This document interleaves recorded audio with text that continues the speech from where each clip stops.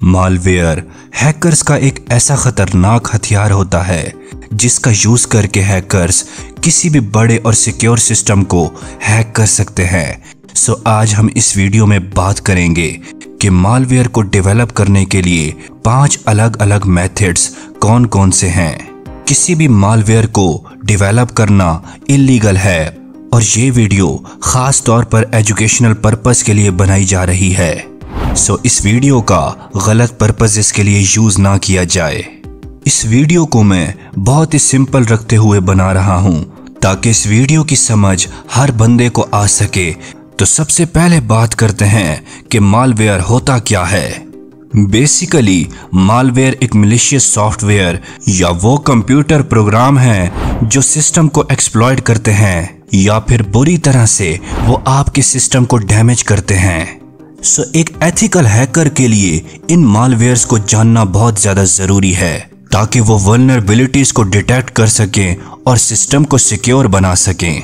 सो अब हम बात करते हैं उन 5 डिफरेंट मेथड्स की जिनका यूज करके ब्लैक हैट हैकर्स किसी भी मालवेयर को डेवलप करते हैं। चलिए अब बात करते हैं अपनी इस वीडियो के फर्स्ट मेथड की, जिसके अंदर हम पाइथन लैंग्वेज का यूज करके एक स्पाईवेयर क्रिएट करेंगे जिसका यूज हम साइबर सिक्योरिटी और एथिकल हैकिंग पर्पसेस के लिए करेंगे।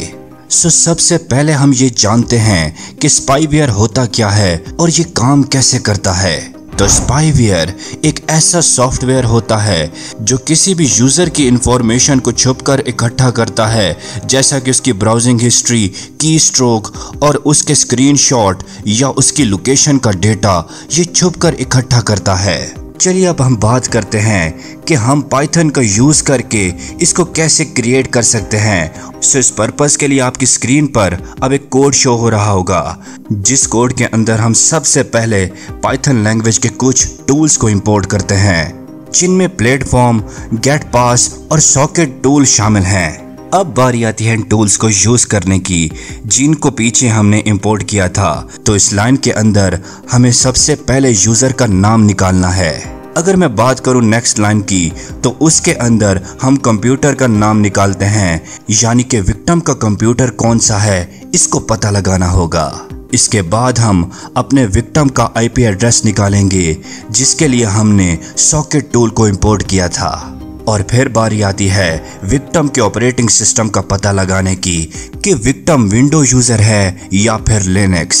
अब अगर मैं बात करूं नेक्स्ट लाइन की तो ये एक नई फाइल बनाती है जिसका नाम है data.txt और इसे राइट मोड में खोलती है। यहाँ पर एक बात ध्यान में रखना जरूरी है, अगर ये फाइल ऑलरेडी मौजूद है तो ये फाइल जो अब आप क्रिएट करने जा रहे हैं ये ओवरराइट हो जाएगी। इसके बाद अगली लाइन में फाइल में यूजर का नाम लिखा जा रहा है। सो अगर हम आगे चलें तो ये लाइन फाइल में कंप्यूटर का नाम सेव करेगी। और नेक्स्ट बारी आती है फाइल के अंदर आईपी एड्रेस लिखने की। तो इस लाइन के अंदर फाइल के अंदर विक्टिम का आईपी एड्रेस रखा जाएगा। सो अगर मैं बात करूं नेक्स्ट लाइन की तो उसमें फाइल में विक्टिम का ऑपरेटिंग सिस्टम लिखा जाएगा, यानी वो लिनक्स यूजर है या फिर विंडो। और एंड पर फाइल डॉट क्लोज फंक्शन, यानी ये लाइन सारे प्रोसेस को क्लोज कर रही है। ये जो कोड अब आपकी स्क्रीन के सामने है ये एक बहुत ही बेसिक लेवल का स्पाईवेयर का कोड था जिसका यूज करके आप किसी भी विक्टिम के सिस्टम की इंफॉर्मेशन निकाल सकते हैं। अब बात करते हैं नेक्स्ट मालवेयर की, तो वो है रूटकिट। ये बहुत ही ज़्यादा ख़तरनाक किस्म का मालवेयर होता है जो कि डायरेक्टली सिस्टम के हार्डवेयर को हैक करने की कैपेसिटी रखता है। इसको ख़तरनाक एक और बात भी बहुत ज़्यादा बनाती है, जो कि ये है कि ये छुप कर काम करता है, जिसको डिटेक्ट करना किसी भी सिस्टम के एंटीवायरस के लिए बहुत ही ज़्यादा मुश्किल होता है। ये भी एक तरह का मालवेयर होता है जो कि आपकी डिवाइस का कंट्रोल आपके हाथों से लेकर हैकर के हाथों में दे देता है। ये मालवेयर सिस्टम के कर्नल में घुसकर अपनी प्रेजेंस को छुपाता है। अब बात करते हैं रूटकिट के मेन पर्पस की। तो सबसे पहले ये रूटकिट सिस्टम या सॉफ्टवेयर को बाईपास करता है, फिर उसके बाद अपनी प्रेजेंस छुपाता है, यानी एंटीवायरसेस से बचकर काम करता है। और फिर ये दूसरे मैलिशियस टूल्स जैसा कि ट्रोजन या कीलॉगर को चलाने और छुपाने में मददगार साबित होता है।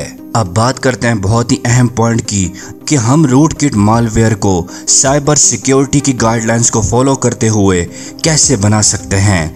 तो हम इसको क्रिएट करने के लिए सी लैंग्वेज का यूज़ करेंगे। सी लैंग्वेज जो कि असेंबली लैंग्वेज की तरह हार्डवेयर के साथ डायरेक्टली कम्युनिकेट करने के लिए काम में आती है।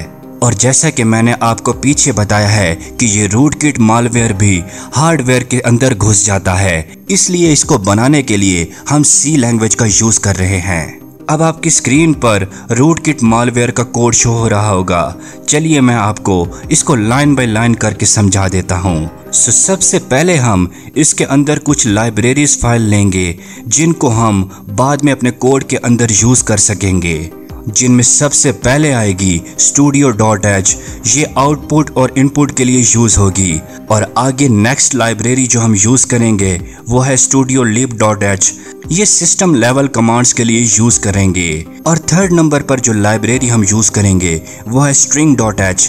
ये स्ट्रिंग हैंडलिंग करने के लिए हम इसको यूज़ कर रहे हैं। अब बात करते हैं अपनी इस कोड की पहली लाइन की। तो इसके अंदर प्रोग्राम टाइटल चेंज होता है। बेसिकली इस लाइन को हम इसलिए यूज़ कर रहे हैं कि यूज़र या एंटीवायरस हमेशा कंफ्यूज रहे और इस रूटकिट मालवेयर को डिटेक्ट ना कर पाए। अब बात करते हैं इस कोड की सबसे ज़्यादा इंपॉर्टेंट कमांड की, जिसके अंदर एक फाइल sec.log बनती है जिसमें रूटकिट मालवेयर अपनी एक्टिविटी लिखेगा, यानी अपनी सारी एक्टिविटी जो रूटकिट मालवेयर ने परफॉर्म करनी है वो इस फाइल के अंदर स्टोर होगी। नेक्स्ट कमांड के अंदर विंडो का कमांड है जो फाइल को हिडन बनाता है, यानी यूज़र को secret.log दिखाई ही नहीं देगा। फाइल एक्सप्लोरर में इस तरह से हैकिंग के अंदर मालवेयर हाइड किया जाता है। अगर मैं बात करूं नेक्स्ट लाइन की तो उसके अंदर यूज़र से इनपुट कमांड ली जा रही है। सो नेक्स्ट कमांड भी एक बहुत ही ज़्यादा इम्पोर्टेंट कमांड है। यहाँ पर यूज़र कमांड को secret.log फाइल में लिख रहा है, यानी अगर इसको आपके लिए मज़ीद सिंपल करके बताऊं तो इसमें रूटकिट मालवेयर अपने विक्टिम के एक्शंस को सीक्रेटली रिकॉर्ड कर रहा है।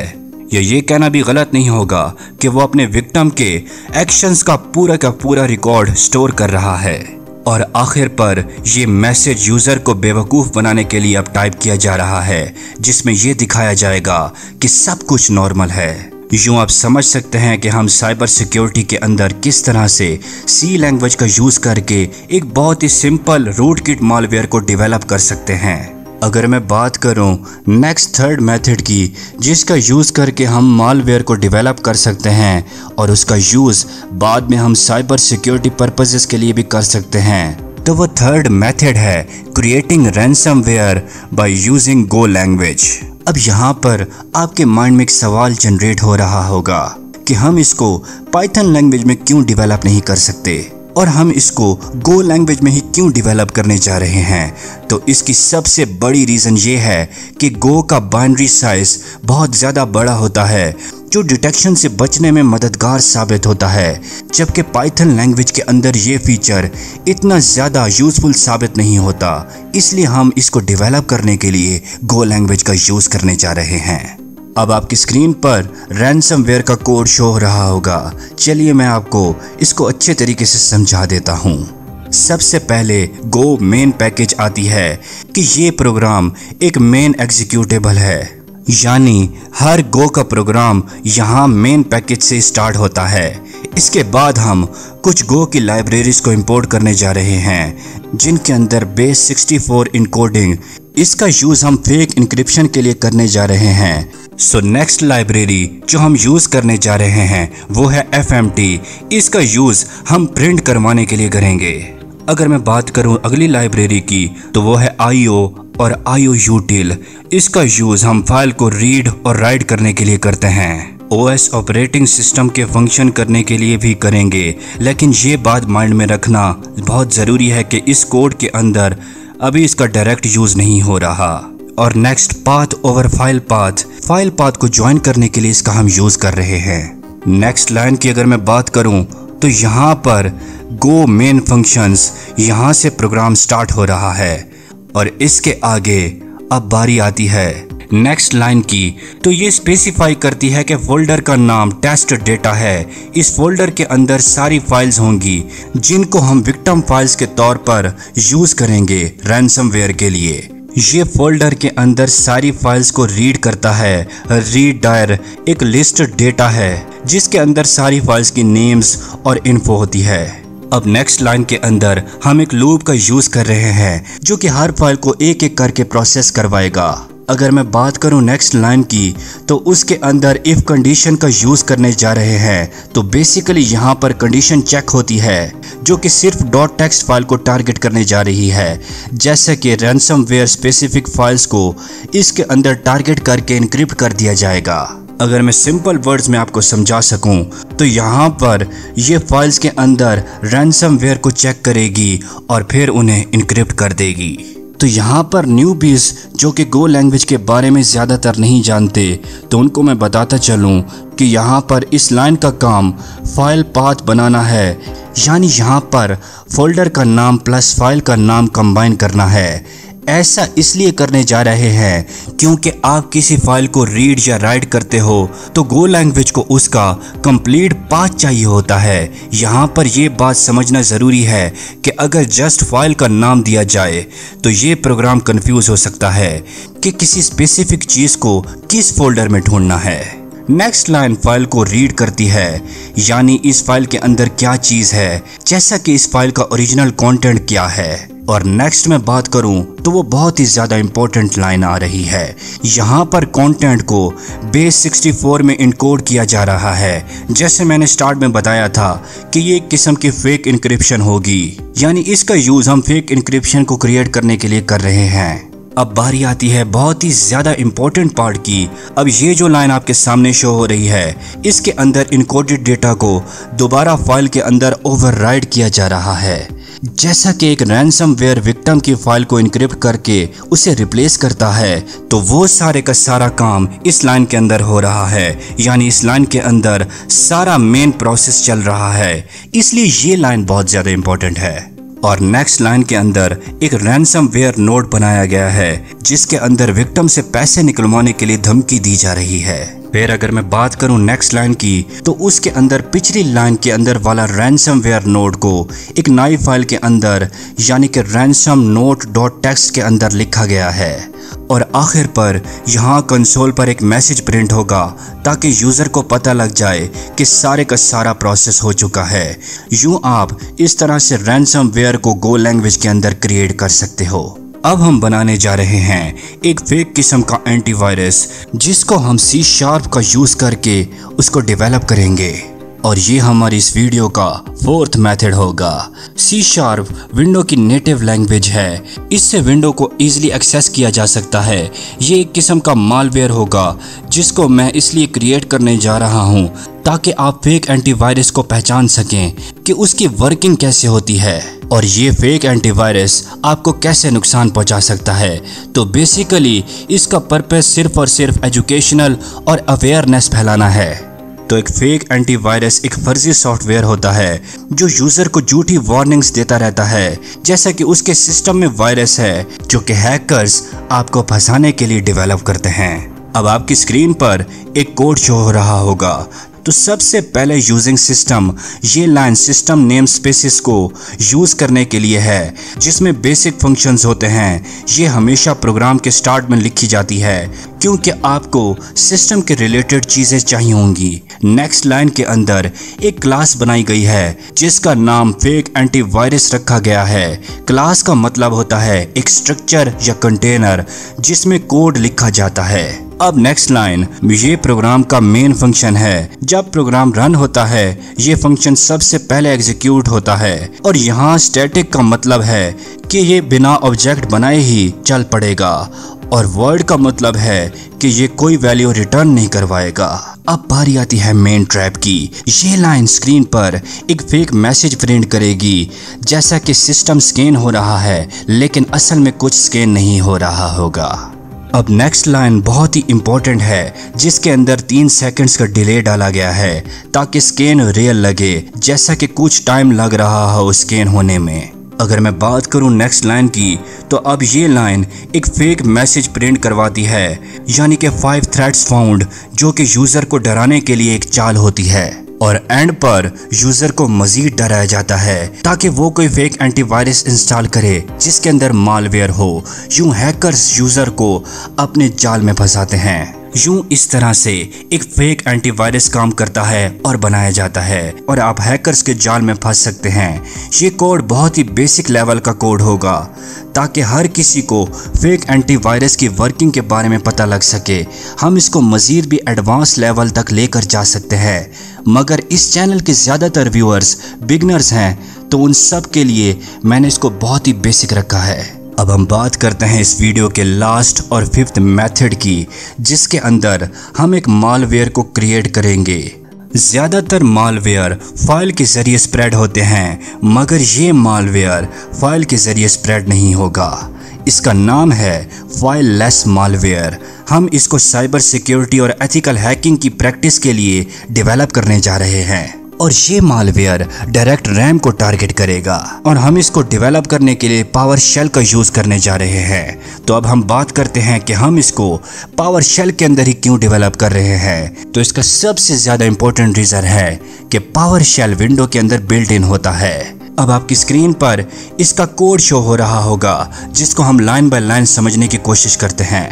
यहाँ पर सबसे पहले एक सिंपल पावर शेल कमांड को स्ट्रिंग टेक्स्ट की फॉर्म में मेन मेमोरी में रखा गया है। मतलब यहाँ पर लिखा गया है कि स्क्रीन पर इन्फेक्टेड सिस्टम प्रिंट करवाया जाए, मगर यहाँ पर एक बात को याद रखना ज़रूरी है कि यह अभी रन नहीं होगी। अगर हम आगे चलें तो यहाँ पर आई एक्सिस का मतलब है इनवोक एक्सप्रेशन, यानी ये कमांड मेन मेमोरी में जो पिछली कमांड का यूज़ करके टेक्स्ट रखा गया था, इसको आप स्क्रीन पर प्रिंट करवाएगी। तो अब इस कमांड के चलने से आपकी स्क्रीन पर वो पिछली कमांड का मैसेज यानी कि इन्फेक्टेड सिस्टम प्रिंट होगा। अब नेक्स्ट लाइन के अंदर हम एक फाइल को सेटअप करेंगे जिसको बाद में इंटरनेट से डाउनलोड करना है। तो इसके अंदर यहाँ पर एक URL सेट किया गया है जो कि किसी रिमोट साइट जैसा कि malicioussite.com का है। इस लिंक में एक स्क्रिप्ट फाइल है जिसका नाम payload.ps1 है। यहाँ पर बेसिकली हम इस फाइल और वेबसाइट के लिंक को एक वेरिएबल में सेव करने जा रहे हैं। जैसा कि मैंने आपको इस लाइन के स्टार्ट में बताया था कि हम यहाँ पर डाउनलोड नहीं करेंगे, जस्ट सेटअप कर रहे हैं। अब बारी आती है मेन काम की, तो इससे गौर से समझना ज़रूरी है। इस लाइन के अंदर ये कमांड पिछली लाइन वाले URL को डाउनलोड कर लेती है और सबसे ज़्यादा इम्पोर्टेंट चीज़, ये कमांड उस फाइल को बिना इस सिस्टम पर सेव किए ही डाउनलोड करेगी, यानी सिर्फ फाइल को रैम पर लाकर डायरेक्ट ही उसे चलाया गया है। यूं अब जो कि मिलिशियस फाइल डाउनलोड हुई थी उसका कोई रिकॉर्ड ही नहीं रहेगा। और आखिर पर फिर से IEX को यूज़ किया गया है, लेकिन इस बार रिमोट स्क्रिप्ट के कंटेंट को रन करवाया जा रहा है, इसलिए हम इसे यूज़ कर रहे हैं, जो कि डायरेक्टली रैम पर चलेगी। यानी जो हमने फाइल डाउनलोड की थी अब वो बगैर सेव हुए रैम को डायरेक्टली टारगेट करेगी। यूं इस फाइल को सिस्टम के अंदर का कोई भी स्कैनर स्कैन नहीं कर पाएगा और ना ही इसको डिटेक्ट कर पाएगा, क्योंकि हमने इसे सेव किए बगैर ही रन करवाया है, जिस वजह से सिस्टम के अंदर इसका कोई रिकॉर्ड स्टोर नहीं होगा और यूं ये फाइल डिटेक्ट नहीं हो पाएगी।